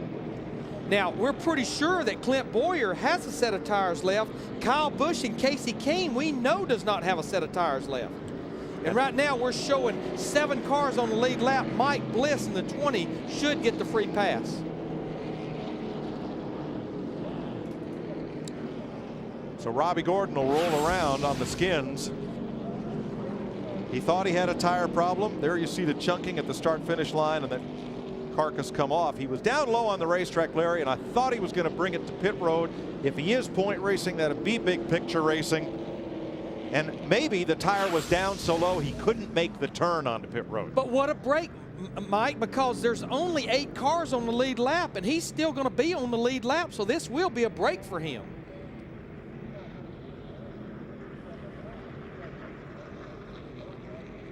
So if he can just nurse this thing home for about 8 or 9 laps, he'll still finish on the lead lap in the top 10. You don't often see somebody's bad luck, yours, turn out to be somebody's good luck, yours. Exactly. All right, Jeff, what are we going to see when they open pit road? Well, right now, the 21 car, I think it's pretty much decided. They're going to come get some tires. They have some left over, but the 38 car you've been talking about early on, he's out of tires. Casey Kane called in, said, hey, guys, I need some tires, and they called him back and said, sorry, my friend. What you got is what you've got. Yeah, I mean, Jeff, we know Robbie Gordon's out of tires. We know Kyle Busch, Casey Kane. Steve Shaw is checking on you guys in the pits on Johnny Sauter and Johnny Benson. We think Michael Waltrip's out of tires. So realistically, of our 7 cars on the lead lap, and remember, we have almost 70 to 75 laps on this set of tires right now, it's kind of a no-brainer for Clint Boyer and that group to come get those tires. True. And when they give the restart, now that we're inside 10 laps to go, it'll be a single file restart. So the free pass will not benefit Mike Bliss because he'll have to start behind all those lap cars at the tail end. He just won't have to race anybody. He will be the 8th place car in this race if nothing else happens. But the restart will be single file, lead lap cars to the front, then everybody else. And pit road's open. Let's see who comes. Well, you know, even with the single file restart in a, only lead lap cars to the front, that means Clint Boyer will be able to drive all the way up to the last lead lap car. So I like the position, and I think he's going to be one of the few that's able to come get tires. We know Robbie Gordon's going to get one, and we're seeing Kyle Busch in the 5 on pit road. Jeff Hammond. Clint Boyer is out on pit road. They've decided they're going to put tires on him, give him some fuel to make sure that's not going to be an issue right here toward the end. Going for the 4, no adjustments. The one thing I kept telling him was make sure you get it inside the box, man. Make sure you get it inside the box. Left rear tire's going on. Looks like he's going to be in good shape right there. Whoa! Michael Waltrip tried to pull in, couldn't get into his pit for Boyer coming out. That'll be costly, Matt. The 55 is in changing tires. Johnny Benson had a set of tires left. When I walked into the pit, James Finch, the owner, had a big smile on his face. The 5 car of Kyle Busch, he had a set left as the work continues on the left side of Johnny B. 6 of the 8 cars on the lead lap came in, Larry. So I think we got our answer. It appears that the cars that had a set of tires left for caution was Clint Boyer in the 21, Johnny Benson in the 1, Johnny Sauter in the 27, and Kyle Busch in the 5 car. Those guys will have 4 fresh tires for this sprint right here. So of the 8 cars, looks like Michael Waltrip is going to end up in 8th out of that group because he could not get into his pit box because of Clint Boyer coming out. So Michael will have to come back around and pit with the lap down cars, though he'll still be the last car on the lead lap there in 8th place. That is, should he choose to pit. Of course, now the lap down cars can pit. Michael can even come in next time around or whenever he wants to and still close up with those lead lap cars. Now the cars 1 lap down, Jason Leffler, J.J. Yaley, David Green. 2 laps down, we have Jason Keller, 2 laps down, along with Robert Presley and Tim Fedowa. Now here's how Michael Waltrip saw it coming into his pit. He's pitting right in front of the 21 car, Clint Boyer, and this is about the time that Clint's leaving pit road. Michael could not get in his pit, but that was a heads-up move on Michael because that may have ended both their days right there on that pit stop. We'll see if he comes in next time around. We're not too far from going back to green. 8 laps to go. We are still within the window where, if necessary for cleanup, they could red flag this race and get it restarted. We'll be right back. We're going to go for a ride for 5 laps here at Nashville Superspeedway, and most of these fans are still here because they sense a shootout. Michael Waltrip did make his pit stop under the next lap of caution. He is one of those lead lap cars. There are 8 of them, including the free pass car, which is the number 20 of Mike Bliss. So Casey Kane on worn tires will be the leader. Right behind him, Clint Boyer, Kyle Busch, Robbie Gordon, who got to change the tire that was down that brought out the caution, along with Johnny Benson, Johnny Sauter, and Michael Waltrip. Here we go. It's going to be a 5-lap single file shootout. Yeah, Casey Kane in the 38, I mean, with 5 laps to go, I think he's a sitting duck, Mike, because he has 75 laps on those tires, and everybody behind him, there you see, and Kyle Busch can get a very good restart in the 5 car, but now we're hearing that the 55, Robbie Gordon, did have a set of tires left, so everybody on the lead lap, with the exception of Casey Kane, was able to change 4 tires as Clint Boyer has come to the line with 4 to go as a leader. Tell you who else is lit up is Michael Waltrip. He's right on the tail end of this pack of lead lap cars, 7 of them, as they hunt down Kyle Busch for 2nd place, and they're using up all the racetrack. And Clint Boyer, the rookie, after Texas, he's going from 0 to hero if he can hang on and win this. Yeah, now Casey Kane in the 38 car, he has fell behind everyone that has 4 tires, but boy, we're going to have us a battle here with 3 laps to go. We got the top 6 cars right there together in a line. And Kyle Busch is coming. He is closing it right back up on Clint Boyer. 1 car up and slams the wall. Drifts down in front of traffic, but he's going to be able to keep going. Is that Yaley? J.J. Yaley in the 18 car. We have no caution, though, and NASCAR's trying to get him to get down and get off the racetrack. We got a battle for the lead down the backstretch, though. Here Kyle Busch in the 5, side by side with Clint Boyer under 21. Watching him, watching the flag man. No sign of yellow. Busch has the lead. Boyer wants it. Here comes Benson. They are almost 3 wide as they come off the corner. No caution. Here come the leaders. Boyer holds it. Busch is right, with him. 4 cars under a blanket. 2 by 2 with 2 to go. And Yaley is off the racetrack. He's out of harm's way. Here they come, and Kyle Busch is going to try to hold him off. Boyer taps. Oh, they're sideways. Look at Robbie Gordon on the high side. He gets all 4 cars, all the leaders. Caution comes out as Michael Waltrip makes the pass. Now remember, the field was frozen when the caution came out, but the cars that caused the caution, they are not able to stay on the lead lap or get the free pass. Larry, as I saw it looking across the track, at the moment the starter lifted the caution flag, Michael Waltrip had passed those cars to take the lead. And a fellow who was down in the mouth all weekend about his Busch program just not coming together is probably going to go to victory lane. They are still crashing down the front straightaway as they come to the line. Yeah, Michael started back in 22nd position. We did get the white flag. I've seen a lot of wild finishes and not too many to match up to this one. And you know, there was a point this race did not have that look about it about halfway through, but who would have ever thought we'd have 4 cars going for the lead with a lap and a half to go on the backstretch. And when Kyle Busch got sideways, they all wadded up, and Michael Waltrip was just far enough behind them to be able to clear them on the outside. And I think the other car that got by was Johnny Sauter in the 27 right now. Again, scoring. We'll have to check scoring, but he's showing in 2nd place right now. You know, Larry, I think everybody that was involved in the backstretch got away and came on around. Yeah, everyone is going. It's like they were just locked up back there. Oh. And the checkered flag is out. And it's going to wave over Michael Waltrip, who unofficially is our winner. We will have to await a review from NASCAR of the scoring at the time the field was frozen under caution.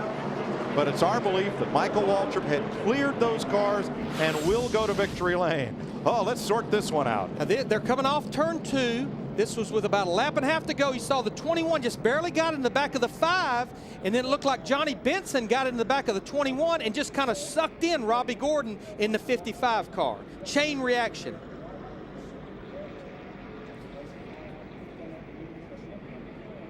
There's the first contact. Boyer into Busch. Benson and Gordon into Boyer, and the caution comes out right about there as Michael Waltrip had made the pass, and we believe Johnny Sauter had gone to 2nd. Larry, it's 4 guys trying to win it. Yeah, I mean, this was with a lap and a half to go, and there's guys trying to win their first Busch Series race right there. Robbie Gordon and Clint Boyer in the 21, and Johnny Benson, who has not been to victory lane in a long time in the Busch Series. Let's ride with Michael Waltrip. Right now, he's 5th. He knew something was happening. You could hear him get out of the throttle even before anyone touched anyone. He knew it was fixing to break loose. And you saw the caution light, and when it came on, Michael had cleared those cars. Now, even so, Larry, as you pointed out, to be able to retain your position under caution, even though the field is frozen, you must be able to maintain pace car speed, and those cars spinning through the grass weren't doing that. And I think that's going to be the key with Michael being the winner and Johnny Sauter in 2nd is Robbie Gordon, Clint Boyer, Kyle Busch, and Johnny Benson. They're the ones that brought the caution out. I think that's going to be the key. Now, we saw last week with Joe Nemechek when he spun and brought out a caution, grabbed a gear and kept going in 17th. It doesn't mean you have to go all the way to the back, but you have to be able to maintain pace. Even so, I believe from looking at the starter stand and the accident directly across the track that Michael had completed the pass of those cars when we saw that caution light flash. NASCAR confirms it. Michael Waltrip has his 11th career victory in the NASCAR Busch Series, 11 wins in 206 career starts, his first win since Bristol and August. Here we are in Nashville, and a Waltrip goes to victory lane. I wonder if he'll stand on his head again today in victory lane. Well, he won't pop out the roof hatch, but I'll bet if it had one, he would. Yes, he would. Jeff, you remember talking to Michael this morning, and he looked like his dog was sick. I mean, he was just hung down and brung down, and he just didn't feel like he was getting this Busch program together like he wanted. No, Mike, you're exactly right. And But the thing is, right now, I think the key to Michael's success today was the fact he was not quitting. He was going to keep working and just keep working very diligently to try to get this program turned around. And this is exactly what you need, is a shot in the arm. He was there, he was in contention, and he took advantage of what happened. And you got to give credit, Jeff and Mike, to Jerry Baxter and that crew. Remember, Yes. he had that left front fender tore up from that wreck down in turn 3 and 4 with about 50 laps to go. They didn't give up either. For Michael Waltrip, being out of the lead pack was the key to victory. Talk about a rejuvenating moment. Absolutely.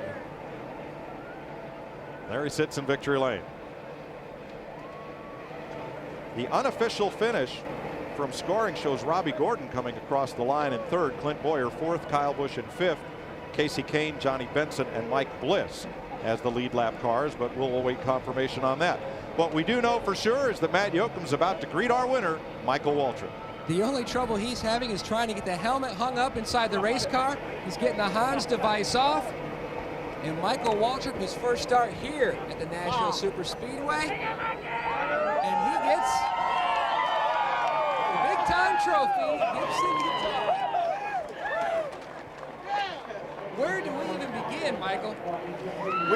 Let's go back to just Kansas City last fall when we had that race wired. And had it get away from us, you know, with just a few laps to go. I've lost a lot of Busch races that I thought I should have won or could have won, maybe would have won. But today we just were lucky for sure. I knew the only chance I had was to try to go down the wall and hope they all got in the wreck. And when I came out the other end and didn't see anybody in front of me, I said, well, that worked out like it was supposed to. I want to thank Aaron's, where we're leasing quality furnitures and appliances for less. That's important for me to say. They're my sponsor. And also thank my wife for letting me come here on Easter weekend and race. I love you, Buff. Hi, Mace. Hi, girls. Kate. I hope everybody's doing well. In the Bahamas, that's where they're at. I know they're doing well. Old Mike's stuck here in Nashville, but Playing a guitar.